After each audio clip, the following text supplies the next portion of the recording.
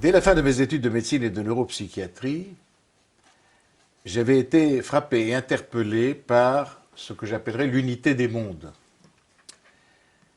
J'ai ensuite consacré beaucoup de travail et de recherche et d'ouvrages à l'analyse des problèmes de psychologie, de psychopathologie, de psychiatrie.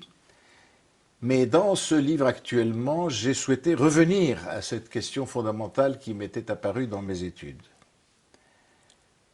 Si en effet les lois de la physique classique obéissaient à la gravitation universelle de Newton, qui expliquait l'attraction et la répulsion des astres et des corps célestes entre eux, à quelle loi obéissaient donc les rapports humains, l'attraction et la répulsion des humains entre eux, qui est une expérience quotidienne? Ayant adhéré très tôt, comme vous tous le savez, à la théorie de René Girard, du désir mimétique, je fus frappé par le fait que les rapports humains semblaient régis par un principe équivalent aux lois de Newton,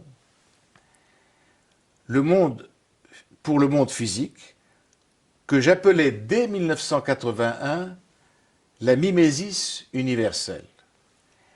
Principe qui me paraissait gouverner les sciences humaines à la manière dont la gravitation universelle de Newton gouvernait les sciences physiques. L'imitation, la mimésis universelle, se décline en imitation dans l'espace, en répétition dans le temps, et on peut même s'enhardir jusqu'à dire en reproduction dans l'espèce.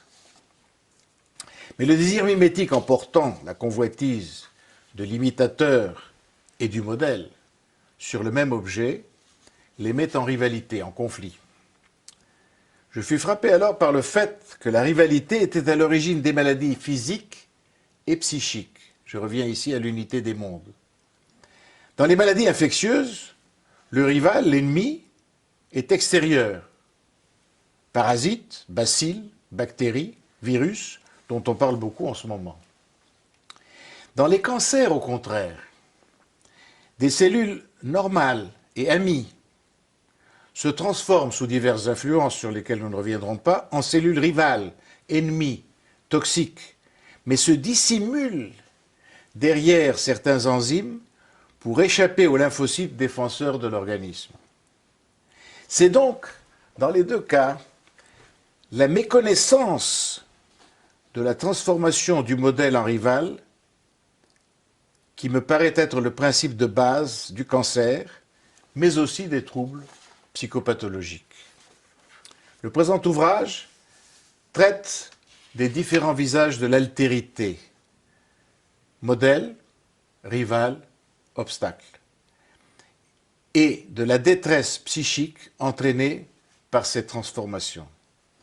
Gérer l'altérité dans tous ses aspects, reconnaître ses métamorphoses, savoir quand combattre et quand et comment éviter, se préserver des pièges de la rivalité au quotidien, tel est l'objet de la psychothérapie mimétique proposée dans cet ouvrage. Cette psychothérapie, du reste, pourrait déboucher sur une forme de sagesse que j'appellerais sagesse mimétique.